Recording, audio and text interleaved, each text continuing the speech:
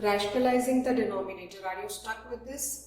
कभी कैसा क्वेश्चन आ जाता है, कभी कैसा क्वेश्चन आ जाता है। हम ये समझने के बावजूद भी हमसे कुछ क्वेश्चंस नहीं बनते हैं। तो यहाँ हम देखते हैं कि कैसे एक सिंपल से लेकर एक कॉम्प्लिकेटेड प्रॉब्लम को हम रैशनलाइज कर सकते हैं। पहले तो ये समझो रैशनलाइजिंग द डिनोमिनेटर का मतलब क्या होता है। रैशनलाइजिंग मतलब इरैशनल नंबर को रैशनल नंबर में कन्वर्ट करना। अभी तक तो आपको समझ में आ ही गया होगा कि √2, √3, √5 these are all irrational numbers, but √4 is not. Why √4 is not? Because √4 means 2 into 2 and this is 2. So this is a rational number. So these type of the numbers are irrational number. और अगर ये denominator में है तो हमें ये denominator में नहीं चाहिए, क्योंकि स्टैंडर्ड फॉर्म में लिखने के लिए denominator should be a rational number. तो how to convert this irrational number which is present in the denominator to a rational number is known as rationalizing the denominator. अभी हम सिंपल से simple question solve करते हैं, फिर हम complicated की तरफ जाएंगे। मैं चाहती हूँ कि आप ये वीडियो देखो, इसको अच्छे से समझो और अपनी क्लास में जिनको ये नहीं समझ में आ रहा है उनको भी अच्छे से समझाओ। इस तरीके से आप क्लास के हीरो बनोगे और आप जितना किसी दूसरे को समझाओगे उतना आपके कॉन्सेप्ट्स क्लियर होते जाएंगे। So I want you to understand it in a very good way और इतना अच्छा समझो कि आप दूसरों को समझा सको कि how to rationalize the denominator, because you will need this in most of the chapters. Even in 10th class you will need this. So please understand it properly. सबसे पहले हम सिंपल टर्म्स देखते हैं। जैसे सपोज 1/√2 अगर दिया हुआ है और इसमें आपको रैशनलाइज करने बोला है।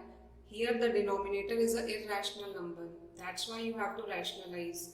आपने देखा होगा कि जब भी आपको इक्विवेलेंट नंबर्स फाइंड आउट करना होता है, इक्विवेलेंट फ्रैक्शंस फाइंड आउट करना होता है, तो you multiply same things both in the numerator and denominator. जब भी आप किसी फ्रैक्शन से ऊपर न्यूमरेटर में और नीचे डिनोमिनेटर में सेम नंबर मल्टीप्लाई करते हो तो वो इक्विवेलेंट फ्रैक्शन होता है और वो फ्रैक्शन चेंज नहीं होता है। सेम गोज हियर कि अगर आप कोई भी नंबर ऊपर और नीचे दोनों में मल्टीप्लाई करोगे तो वो नंबर चेंज नहीं होगा। और आपको इसको रैशनलाइज करने के लिए सेम यही नंबर यहाँ पे मल्टीप्लाई करना है। So you will multiply √2 over here, इसलिए आपको न्यूमरेटर में भी √2 मल्टीप्लाई करना पड़ेगा। So this becomes √2 into 1 is √2 and this will become 2. So this is it. आपका डिनोमिनेटर जो है वो एक रैशनल नंबर में कन्वर्ट हो गया और ये रैशनलाइज हो गया। So this number is equal to this number, ये दोनों नंबर सेम है। फर्क सिर्फ इतना है कि यहाँ पे डिनोमिनेटर एक रैशनल नंबर है and we have rationalise the denominator. So it is as simple as that. Denominator को आपको रैशनलाइज करना है, so you just multiply it with the same number, so it becomes 3√5 and 5. Now we see how to rationalize the denominator with two terms. Let your number is like this. अब अगर इस तरीके का कोई number है तो remember कि हमें इसके कॉन्जुगेट से मल्टीप्लाई करना है। Conjugate means same numbers with opposite sign in the middle. मतलब आपको इसके न्यूमरेटर और डिनोमिनेटर में √3 + √5 से मल्टीप्लाई करना है। अगर यहाँ पे प्लस होता तो आप माइनस वाले साइन से मल्टीप्लाई करते, अगर यहाँ पे माइनस है तो आप प्लस वाले साइन से मल्टीप्लाई करोगे, because you have to make it into a identity of a + b into a - b। क्योंकि अभी हमने देखा है लास्ट वीडियो में कि √a + √b into √a - √b becomes a - b. So how to solve this? This will be multiplied to both of them. It becomes 5√3 + 5√5 और यहाँ पे a + b into a - b है, so it becomes a² - b². So it becomes 5√3 + 5√5 upon 3 - 5 and that becomes 2 or -2. So it will be this. आपको ध्यान होगा कि हम denominator में माइनस का साइन भी नहीं रखते, तो अगर ये -1 से मैं ऊपर नीचे मल्टीप्लाई करूँगी सो ऊपर का हो जाएगा -5√3 - 5√5 upon 2. So this is the answer. Denominator में ना ही रूट होना चाहिए, ना ही डिनोमिनेटर में माइनस साइन होना चाहिए. So this is how you solve. you have to multiply the numerator and denominator with the conjugate of this. अगर यहाँ किसी एक नंबर पे रूट होता है तो भी आपको सिंपली ऐसे ही सॉल्व करना है, आपको दोनों तरफ सेम नंबर्स रखना है। अगर रूट नहीं भी है एक नंबर पे तो भी आपको ऐसे सॉल्व करना है। ओके, अब हम देखते हैं कि अगर 3 टर्म्स का डिनोमिनेटर हो तो हम कैसे रैशनलाइज करेंगे। ये थोड़ा सा हायर लेवल में चला गया है, तो इट्स गुड कि आप थोड़ा एक लेवल अहेड जाके पढ़ रहे हो। Suppose the problem is like this, अगर आपको इसे रैशनलाइज करना है तो आप कैसे करोगे। ये एक्चुअली थोड़ा सा मेहनत वाला है, थोड़ा टीडियस है, बट आई नो आप मेहनत से नहीं घबराते हो। तो इसे हमें 2 टर्म्स में करना होता है। पहले हम ब्रैकेट लगा देंगे।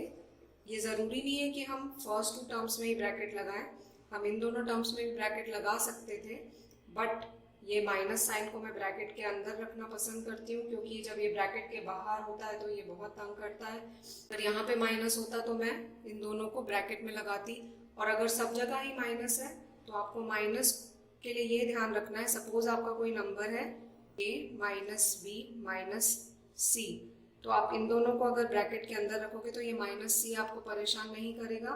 लेकिन अगर आपको इसको ब्रैकेट में रखना है तो आप इसको इस तरीके से करोगे, माइनस अगर ब्रैकेट के बाहर गया तो इट शुड बी प्लस, क्योंकि जब ये ब्रैकेट खुलेगा तो ये माइनस हो जाएगा। हमेशा याद रखना, जब भी आप कोई चेंजेस करते हो किसी भी नंबर में तो वो नंबर की वैल्यू चेंज नहीं होनी चाहिए। तो अगर आप इसको यूनिट्स में बांट रहे हो और आपको इन दोनों को एक साथ रखना है और माइनस को अगर ब्रैकेट के बाहर ले जाना है तो don't forget to change the sign of this. So ये सारे झमेलों से बचने से कि हम माइनस को अंदर ही रखें ताकि ये हमें परेशान ना करे। तो अब हमने इसको 2 यूनिट्स में कन्वर्ट कर लिया है, ये a है और ये b है। जब मुझे रैशनलाइज करना होता है तो ये a प्लस b है, तो मैं किससे मल्टीप्लाई करूँगी, a माइनस b से। तो यहाँ पे a मेरा ये है और माइनस b, इसको मैं न्यूमरेटर और डिनोमिनेटर दोनों से ही मल्टीप्लाई करूँगी। Keep everything in brackets. अभी हमें लगता है कि कौन इतने सारे ब्रैकेट्स लगाए, बट ये ब्रैकेट लगाना कंपलसरी है, क्योंकि अगर आप नहीं लगाओगे तो आपकी मिस्टेक होगी, तो आपने जो 2 सेकेंड बचाए हैं वो फिर वेस्ट हो जाएंगे आगे जाके 15 मिनट में। So it's better to put everything in brackets. ये हो गया a एंड माइनस b। हमेशा यहाँ के दोनों नंबर सेम होने चाहिए जो हम न्यूमरेटर और डिनोमिनेटर में मल्टीप्लाई कर रहे हैं, ठीक है। तो ये आपका बन गया a plus B into a minus B. It is a plus B into a minus B, it is a square minus b square. So the numerator will become minus 5 minus 3 minus root 2, and denominator will become, this is a, so a square minus b square. numerator तो as it is ही चलता रहेगा, denominator हो जाएगा हमारा this is a minus b whole square। कभी भी इसे दोनों का स्क्वायर नहीं करना है, क्योंकि ये गलती हर बार मेरे बच्चे करते हैं। ये बहुत चांसेस होते हैं कि हर कोई इसको दोनों को स्क्वायर कर देता है, बट ऐसा नहीं करना है। This is a minus B whole square, so it is a square minus 2ab plus b square. तो अभी तो ये वाला टर्म हुआ, और ये माइनस 2 स्क्वायर इज 2, तो ये हो गया है आपका। फिर उसके बाद हम न्यूमरेटर का टर्म वैसे ही रहने देंगे, and this will become 5 minus 2 root 15, and this will become plus 3 minus 2. So this will come out to be minus root 5 minus root 3 minus root 2. 5 plus 3 is 8 minus 2 is 6. 6 minus 2 root 15. Now again, this is the first step. Now this has converted itself into 2-term denominator, but still there is an irrational number in the denominator, so you have to further rationalize it. How will we further rationalize it? By multiplying with its conjugate. We can simplify this by taking out 2 common. So what we can do is, we can take out 2 common and it will become 3 minus root 15, and here it is root 5 minus root 3 minus root 2, and we can multiply with the conjugate of this only. So let's further do it. This will be root 5 minus root 3 minus root 2. Numerator will be the same, The conjugate of this would be 3 plus root 15, and again you have to multiply 3 plus root 15 in the numerator also. Now in order to multiply these two terms, we have to multiply each term of this with each term of second. So it will be 3 root 5 minus 3 root 3 minus 3 root 2, and if this is multiplied with all of them, it will be plus 15 into 5 minus root 15 into 3 minus root 15 into 2, because these roots will go inside the root only, and in the denominator it is 2. A plus b into a minus b will be a square minus b square, so it will be 9 minus 15. So the numerator would become 3 root 5 minus 3 root 3 minus 3 root 2. Now we can simplify this, because 15 is what? 5 into 3. So out of these two 5, we can take out one 5 and the 3 would remain. So it would be 5 root 3 minus, again here 15 is 5 into 3. So 3 would come out but 5 would remain inside, and here root 30 only, because there is no pairing which is happening over here. So this is it, and in the denominator you will be 9 minus 15 will be minus 6, and minus 6 into 2 will be minus 12. So we have rationalized the denominator. Let's do one more step to simplify this one.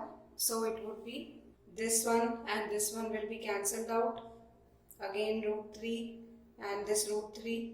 This will be 2 root 3 minus 3 root 2 minus root 30 upon 12. So what we can do is, we can shift this minus sign to the numerator. The signs of all the numbers in the numerator will change.